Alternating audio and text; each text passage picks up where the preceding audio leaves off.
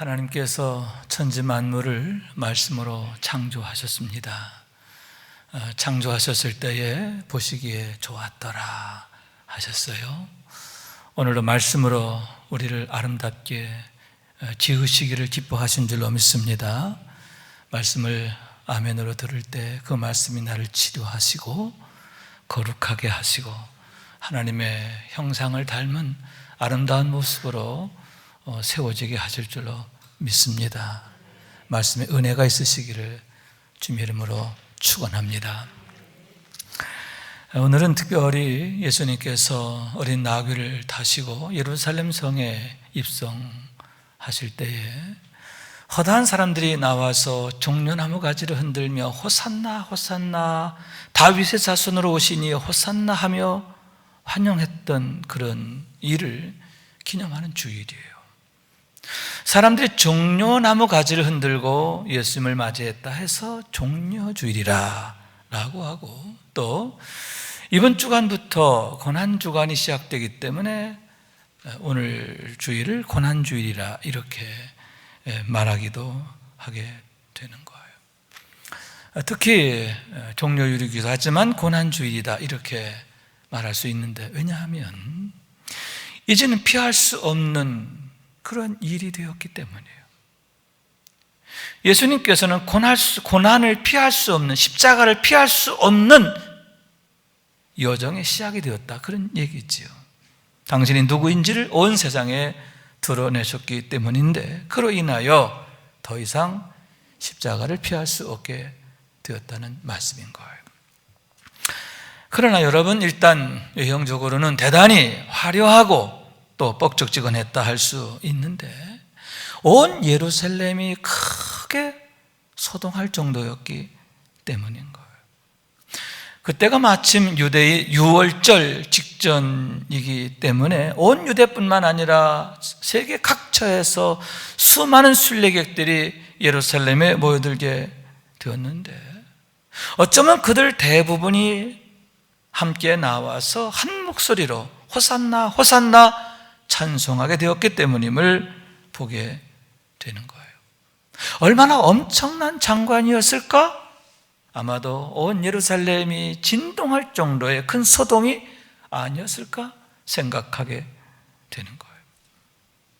그러나 그러한 큰 소동이 당시에 로마 총독인 빌라도나 또 이스라엘 백성들에게 권세자였던 대제사장 또 서기관들, 그들에게는 큰 부담이 되지 않았을까 생각하는데, 자칫 그런 분위기가 폭동으로 발전할 위험이 있었기 때문이에요.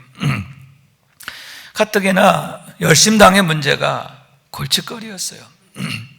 열심당이라고 하는 것은 로마를 몰아내고 유대를 다시 회복하는 그런 운동을 말하는데, 그들은 칼을 가지고 혁명적인 방법을 가지고 그런 일을 이루려고 했던 자들인데, 이러한 분위기를 틈타서 그들이 더욱 준동할 수도 있고 또 그런 분위기가 확산될 위험도 있었기 때문에 예의주시하던 그런 상황이라고 하는 거예요. 반면에 여러분, 유대의 독립을 그 누구보다 원했던 열심당원이나 또 메시아의 오심을 바랬던 순례객들, 그들은 어떠했을까요? 아마도 한껏 기대감이 증폭되는 계기가 되지 않았을까 하는데, 이제 어떤 일이 일어나게 될 것인가? 예수께서 과연 어떠한 방법으로 로마를 몰아내고 유대를 회복할 것인가? 기대감을 가지고 예수님께 더욱 가까이 나아가게 되지 않았는가, 그렇게 생각하게 되는 거죠. 제자들은 또 어땠을까요? 얼마나 마음이 들떴을까요? 아마도 어깨가 으쓱으쓱하지 않았을까요? 야, 이제 때가 되었구나, 이제 우리가 고대하던 그런 시대가 오는구나 생각하면서 한껏 고무되지 않았을까요? 그래서 자기의 겉옷을 벗어서 예수님 가시는 길 앞에 깔아놓고 기뻐하게 되었음을 보게 되는 거죠. 예수님 제자들뿐만 아니라 온 예루살렘이 이렇게 들뜨게 되었음을 보게 되는 거죠. 그러면 여러분, 그런 때 그 일의 주인공이 되시는 예수님은 과연 어떤 마음 있었을까요?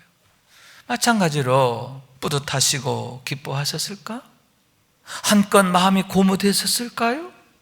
아마도 거짓 메시아였다고 한다면 충분히 그랬을 거예요. 요즘 그 실체를 드러나고 있는 신천지의 이만희 교주나 지금은 죽었지요, 통일교의 문선명 같은 사람이라면 충분히 그러고도 남는 거예요.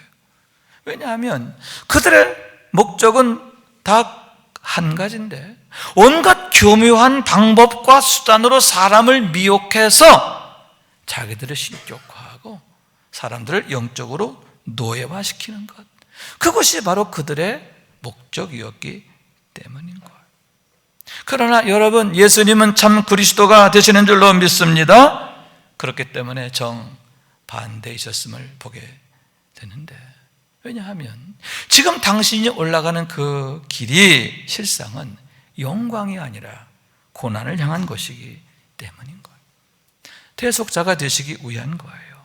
그 길의 끝에는 십자가의 형국과 죽음이 기다리고 있음을 당신께서 아셨기 때문이다, 그러한 얘기인 거예요. 인자가 많은 고난을 받고 장로들과 대제사장들과 서기관들에게 버림받아 죽임을 당하고 사흘 만에 살아나야 할 것을 비로소 그들에게 가르치시되, 주님께서 제자들에게 주신 말씀인데 당신이 왜 이 세상에 오셨는가에 대한 얘기지요. 이제 곧 당신에게 대하여 나타날 일에 대한 말씀인 줄로 믿습니다. 그것은 곧 영광이 아니라 버림당함이며 고난당하심이며 죽임당하심이라고 하는 거예요. 왜 예수님께서 어린 나귀를 타고 그처럼 예루살렘 성에 올라가시게 되었느냐? 왜 하필 그때였느냐? 그 일을 성취하시기 위함인데, 그러니만큼 주님의 마음이 얼마나 어려우셨을까? 주님의 마음이 얼마나 심란하시고 힘드셨을까? 얼마나 무거우셨을까? 하는 그러한 얘기인 거예요.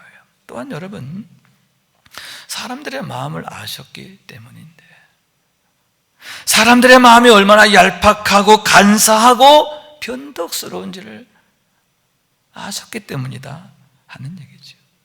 다시 말해서 지금은 저렇게 나에 대하여 환호하지만 이제 며칠이 안 돼가지고 나에 대하여 십자가에 못 박으라 소리칠 것을 주님은 아셨다는 거죠. 여러분, 대개가 그렇잖아요. 나에게 이익이 되고 좀 내게 좋은 일이 되면 당신 최고입니다 하고 그렇게 떠받들어요. 그러다가 조금이라도 내게 해가 되거나 손해가 되거나 그렇게 되면 여러분 돌변하는 게 아닙니까? 원수가 되고 온갖 악담과 저주를 퍼붓게 되는 거예요. 그게 보통의 경우인데, 그러한 사람들의 마음을 주님께서 아셨기 때문이라 하는 거죠.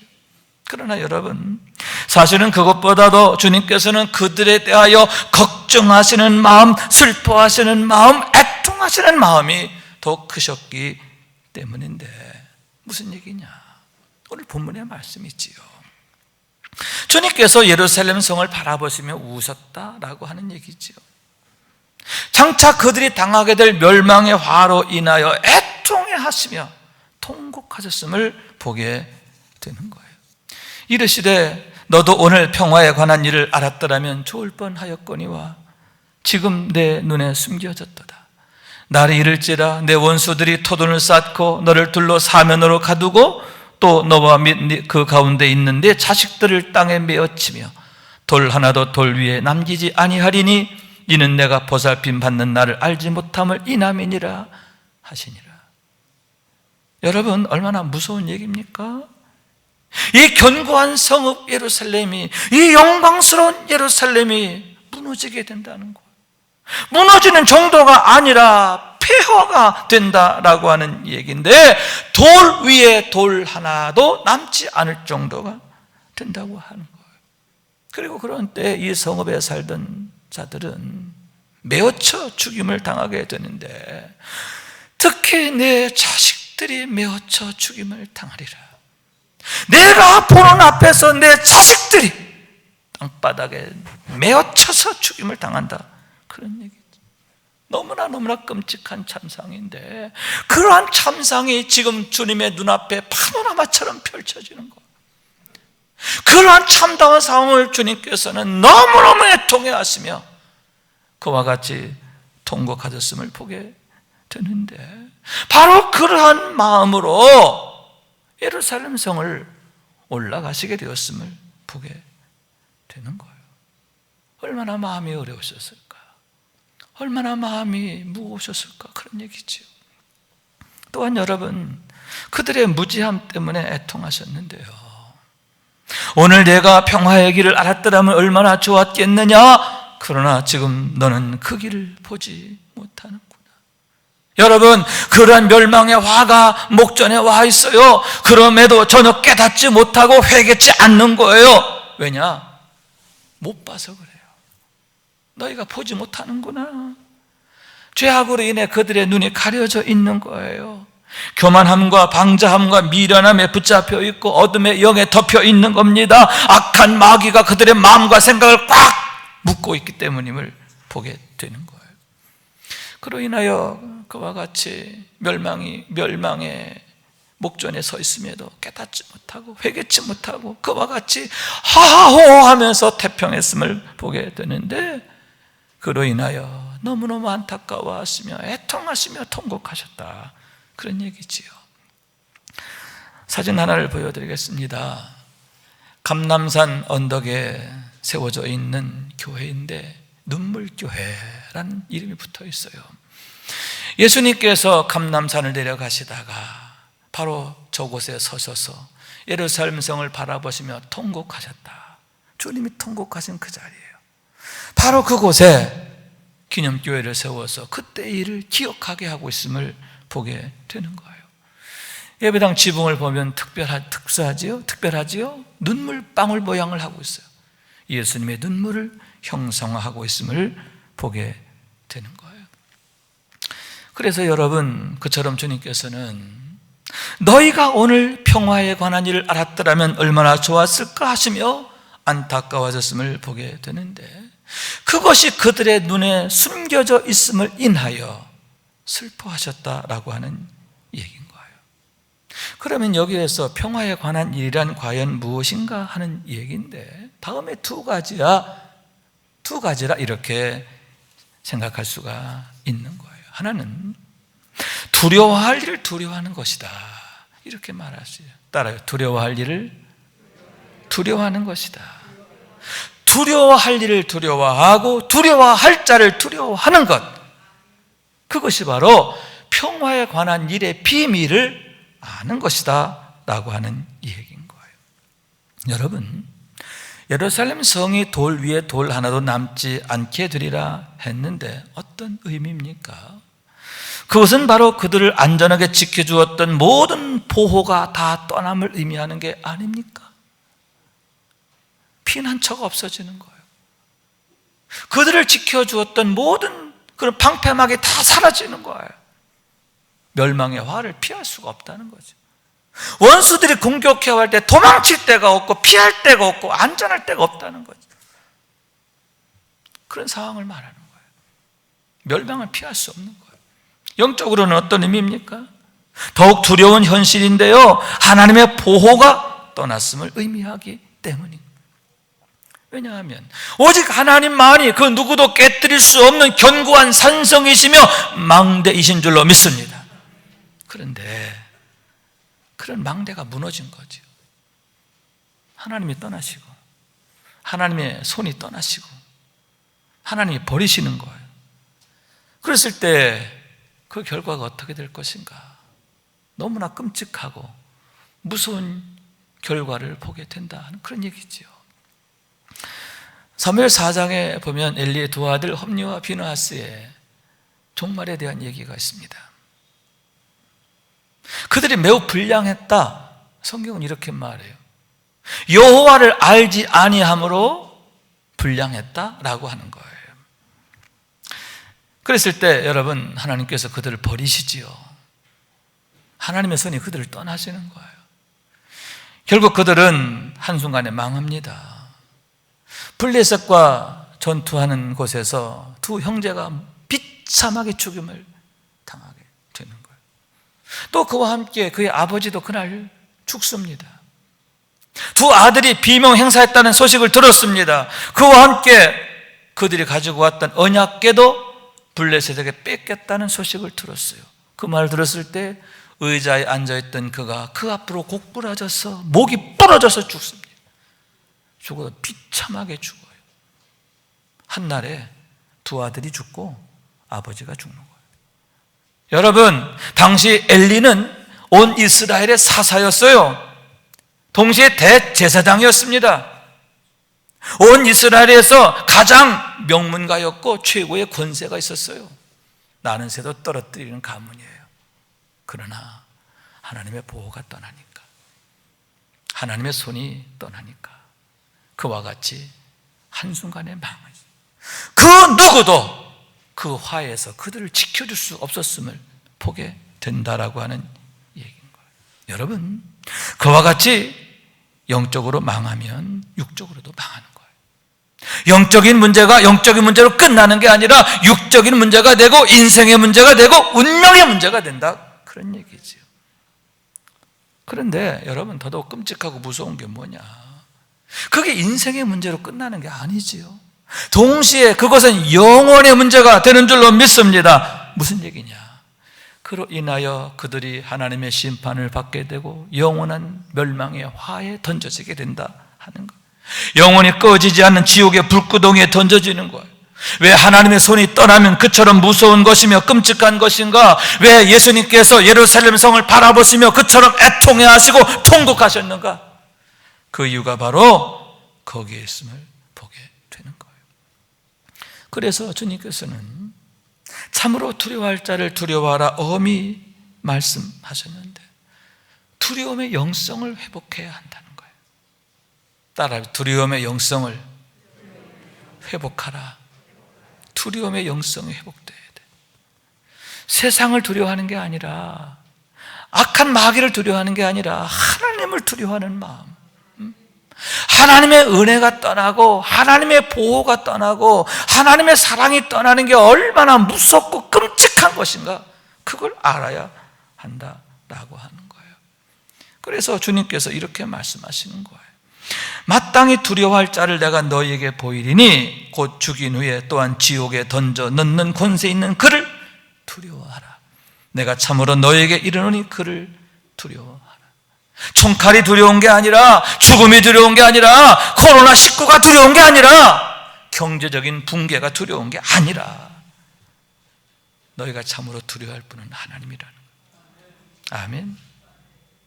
너희의 운명을 주관하시는 분만 아니라 너희를 지옥불에 던지실 분을 두려워하라. 우리가 참으로 두려워할 분이 누구인가 하는 것에 대해서 엄히 말씀하셨음을 보게 되는 거예요. 그러므로 여러분, 이제는 우리가 진정으로 하나님을 두려워하는 자가 되어야 하는데, 두려움의 영성을 가지, 그러므로 인해 전능자의 그늘 아래 늘 거하는 그런 삶이 되어야 하는 거예요. 시편에서 이렇게 말합니다. 여호와는 나의 반석이시요 나의 요새시요 나를 건지시는 이시요 나의 하나님이시요 내가 그 안에 피할 나의 바위시요 나의 방패시요 나의 구원의 뿌리시요 나의 산성이시로다. 내가 찬송받으실 여호와께 아뢰리니 내 원수들에게서 구원을 얻으리로다. 아멘. 다윗의 찬송이에요. 하나님이 내가 어떤 분이신가?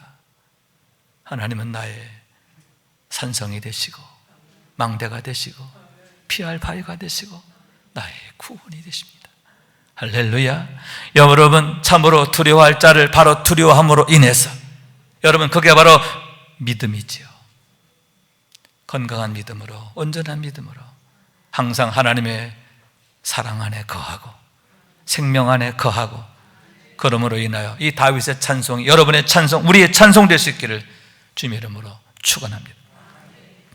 다른 하나는, 여러분, 그것이 바로 평화에 관한 일을 아는 것이다 라고 하는데, 무슨 얘기냐, 평화의 주로 오신 예수님을 바로 알고 환영하며 기뻐하는 것이다, 그런 얘기죠. 왜냐하면 그 비밀의 주인공이 예수님이기 때문에. 평화에 관한 일의 비밀, 그 비밀이 누구에 대한 비밀이냐? 예수님에 대한 거라는 거예요. 예수님만이 그 비밀의 주인공이시며 주체시라. 오직 예수님만이 우리의 유일한 대속자가 되시며 구세주가 되시기 때문인 줄로 믿습니다. 따로 말미암지 그는 아버지께로 올 자가 없느니라. 아멘. 그는 우리의 화평이신지라 둘로 하나를 만드사 원수된 것 곧 중간에 막힌 담을 허시고 뭐로? 자기 육체로 허시고. 아멘. 하나님께서 당신의 독생자 예수님을 통해서 우리와 화해해 주셨기 때문인 줄로 믿습니다. 하나님과 우리가 다시 화목하게 되었어요. 다시 우리가 하나님의 생명 안에, 사랑 안에 들어가게 되었고, 그러므로 인하여 견고한 보호 안에 들어가게 되었기 때문이라고 하는 거예요. 여러분, 오직 우리 주님만이 평화에 관한 일의 비밀이 되시는 줄로 믿습니다. 그 비밀에 참여하는 우리 모두가 될 수 있기를 주님의 이름으로 축원합니다. 그래서 여러분, 우리가 그 비밀의 주인공, 그분을 우리가 더욱 온전히 알아야 되는데, 여러분, 주님을 바로 알고 제대로 알아야 하는 줄로 믿습니다. 더 깊이 알아야 돼. 아멘. 이를 위해서는 세 가지가 중요하다 하시는데, 첫째는 뭐냐? 계시의 은혜예요. 따라서 계시의 은혜. 하나님이 보여주셔야 된다는 거죠. 하나님께서 우리의 마음과 눈을 열어주셔야 한다라고 하는 거예요.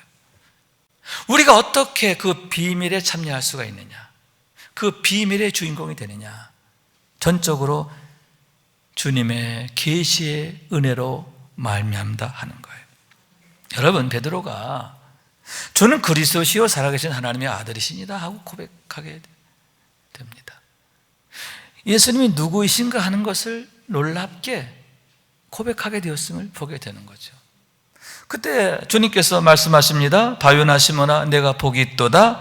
이를 내게 알게 하니는 혈육이 아니라 하늘에 계신 내 아버지시니라. 할렐루야. 어떻게 내가 그것을 알았느냐? 그 비밀을 알았느냐? 내 아버지한테 배운 거 아니라는 거예요. 세상으로부터는 지식이 아니에요. 아버지께서, 내 아버지, 다시 말해 하나님께서 내게 깨닫게 해주셨구나, 알게 하셨구나, 보여주셨구나. 할렐루야. 그런 의미지요. 우리 하나님이 보여주심으로, 깨닫게 하심으로 그렇게 고백하게 되었음을 보게 되는 거예요. 사도 바울 역시 마찬가지지요. 본래 그는 예수님을 대적하는 사람입니다. 그런데 호련한 빛 가운데서 주님이 그를 찾아오시죠.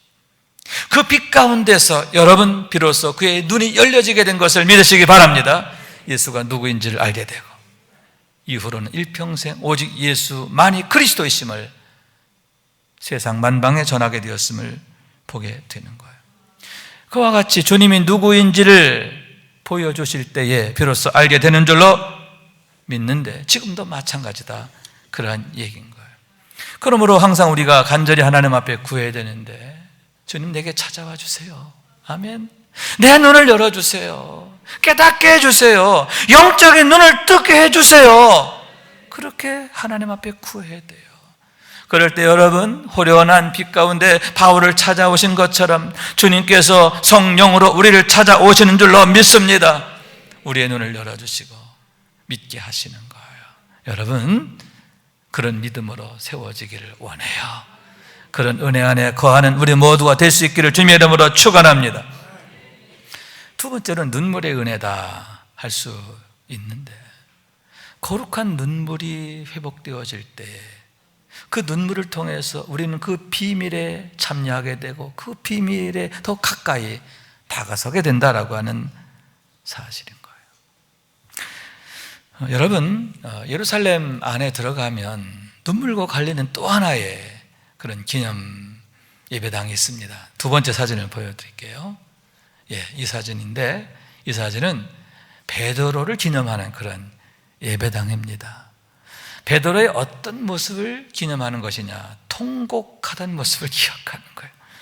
그래서 그 예배당 입구에 가면 갈리깔두라는 라틴어로 쓰여져 있는데, 닭 울음의 예배당이라는 뜻이에요.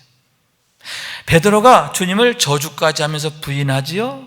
그때 닭 울음소리가 들립니다. 그 울음소리를 듣고 그가 통곡하면서 회개하게 돼요.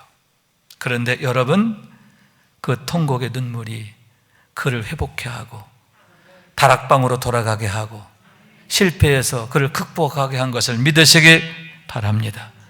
그 눈물이 그의 운명을 바꿨다는 거예요. 할렐루야. 그 회개의 눈물이 주님에게서 멀어졌던 그의 발걸음을 다시 주님께로 되돌리게 했고, 그리고 그의 인생을 실패해서 일으켜 세우게 되었음을 보게 되는 거예요. 여러분, 우리에게도 항상 그런 눈물이 있어야 하는 줄로 믿습니다. 왜냐하면 우리들 역시 연약하기 때문에 끊임없이 넘어지는 거예요. 실패하게 되고요, 범죄할 때도 있는 거예요. 여러분, 그럴 때마다 베드로처럼 하나님 앞에 눈물로 회개하기를 원하는데, 진심으로 회개하게 될 때 다시 세워지게 되는 줄로 믿습니다. 그 세워짐의 과정들 통해서 더욱 단단해지고 장성하게 되는데, 여러분, 장성하게 되면 넘어지지 않는 거예요. 그런 장성함에 이를 때까지 늘 우리가 하나님 앞에 더 가까이 나아가기 위해서 회개의 눈물, 간구의 눈물 늘 마르지 않길 원하고요, 그 눈물로 승리하는 우리 모두가 되어주시기를 축원합니다. 세 번째로는 중보의 눈물 또는 중보의 은혜다 할 수 있는데, 주님의 긍휼의 마음을 우리 안에 품는 것이다, 그런 얘기지요. 왜냐하면 그럴 때 우리가 주님을 닮아가게 되기 때문이에요. 주님의 마음을 닮아가고 주님의 모습을 닮아가게 되는 거예요. 그래서 사도 요한은 이렇게 말합니다. 사랑하는 자들아, 우리가 서로 사랑하자. 사랑은 하나님께 속한 것이니 사랑하는 자마다 하나님께로부터 나서 하나님을 알고, 사랑하지 아니하는 자는 하나님을 알지 못하나니 이는 하나님은 사랑이십니다. 요한 1서 4장 7절 8절 말씀인데요, 우리가 서로 사랑하면, 어떤 사랑? 주님의 사랑으로, 주님의 사랑으로 서로 사랑하면 이로써 우리가 하나님을 알게 된다라고 하는 거예요. 하나님은 사랑이시기 때문인데, 하나님의 마음을 알고 또 하나님의 생각을 알고 하나님의 중심이 어디 있는지도 아는 거예요. 할렐루야. 더욱 우리가 하나님의 마음과 생각과 모습을 닮아가게 되는 것을 믿으시기 바랍니다. 또한 여러분, 그러한 긍휼의 눈물, 중보의 눈물이 기적을 낳았는데 하나님께서 그 눈물을 보시기 때문인 것을 믿으시기 바랍니다. 하나님이 보신다는 거예요. 예를 들어서 어떤 가나안 여인이 있었어요. 딸의 문제로 인하여 주님 앞에 나와 호소하게 됩니다. 사랑하는 딸이 귀신에 들려가지고 흉악한 삶을 사는 거예요. 너무너무 고통받는 거예요. 너무너무 불행한 거예요. 그래서 애통하는 마음을 가지고 주님 앞에 나와서 호소하게 되었음을 보게 되는 거예요. 고쳐달라고 우는 거지요. 그랬을 때 주님께서 그 여인의 믿음을 보시고 그 딸을 고쳐주셨음을 보게 되는데, 어머니의 눈물의 기도가, 어머니의 긍휼의 사랑이 그와 같이 기적을 낳게 되었음을 보게 되는 거예요. 딸을 살리는 거죠. 불행 가운데 있던 딸을 다시 건져내게 되었음을 보게 되는 거예요. 여러분, 그런 사례들은 성경에 차고 넘치는데요, 그와 같이 경건한 자들의 눈물이 기적을 낳는 것을 믿으시기 바랍니다. 여러분, 세상의 눈물을 그치게 하는 거예요. 가족들의 눈물을 그치게 하고요, 이웃들의 눈물을 그치게 하고, 궁극적으로는 우리 하나님의 눈물을 그치게 하는 줄로 믿습니다. 이 땅에 평화를 만드는 사람이 되어짐을 보게 되는 거예요. 그래서 시편 기자는 이렇게 말합니다. 울며 씨를 뿌리러 나가는 자는 반드시 기쁨으로 그 곡식단을 가지고 돌아오리로다. 왜냐하면 여러분, 하나님께서는 마음이 상한 자를 가까이 하시기 때문인 줄로 믿습니다. 하나님은 우리의 기도를 들으시는 아버지가 되시기 때문인 줄로 믿습니다. 항상 당신의 마음과 생각이 우리를 향하시는 거예요. 아멘. 아멘. 영원부터 영원까지 우리를 사랑하시기 때문임을 믿으시기 바랍니다. 그러므로 오늘 이 시간 예루살렘을 바라보시며 애통하시며 통곡하시던 주님의 모습을 다시 기억하며 우리 자신을 돌아보아야 하는데, 우리는 과연 누구인가 하는 문제인 거죠.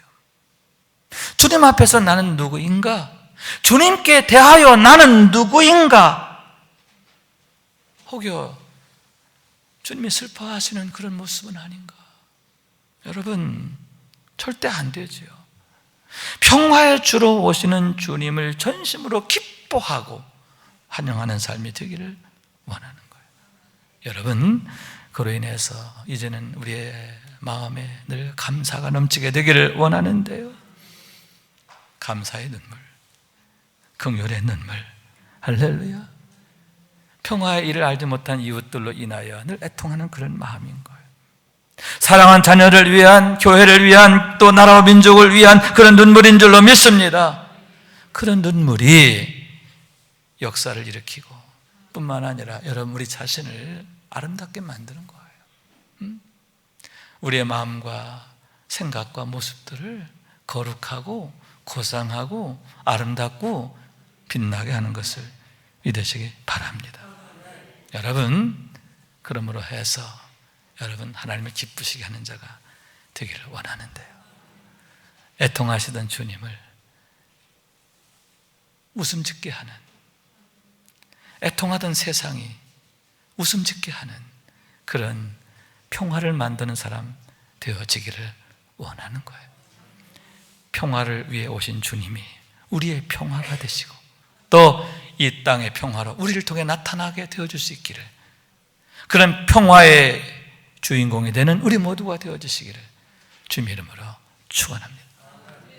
말씀 생각하면서 우리 기도하는 마음으로 함께 찬양하기를 원합니다. 아버지 하나님의 마음 함께 찬양합니다. 아버지, 당신의 마음이 있는 곳에 나의 마음이 있기를 원해요. 아버지, 당신의 눈물이 고인 곳에 나의 눈물이 고이길 원해요.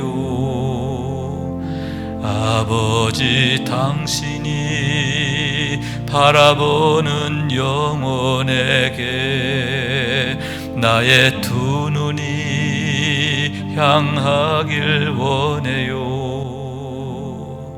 아버지, 당신이 울고 있는 어두운 땅에 나의 두 발이 향하길 원해요. 나의 마음이 아버지의 마음 알아. 내 모든 뜻 아버지의 뜻이 될 수 있기를, 나의 온 몸이 아버지의 마음 알아. 내 모든 삶 당신의 삶 되기를. 다시 한번. 아버지, 당신의 마음이 있는 곳에 나의 마음이 있기를 원해요. 아버지, 당신의 눈물이 고인 곳에 나의 눈물이 고이길 원해요. 아버지, 당신이 바라보는 영혼에게 나의 두 눈이 향하길 원해요. 아버지, 당신이 울고 있는 어두운 땅에 나의 두 발이 향하길 원해요. 나의 마음이 아버지의 마음 알아. 내 모든 뜻 아버지의 뜻이 될 수 있기를, 나의 온 몸이 아버지의 마음 알아. 내 모든 삶 당신의 삶 되기를.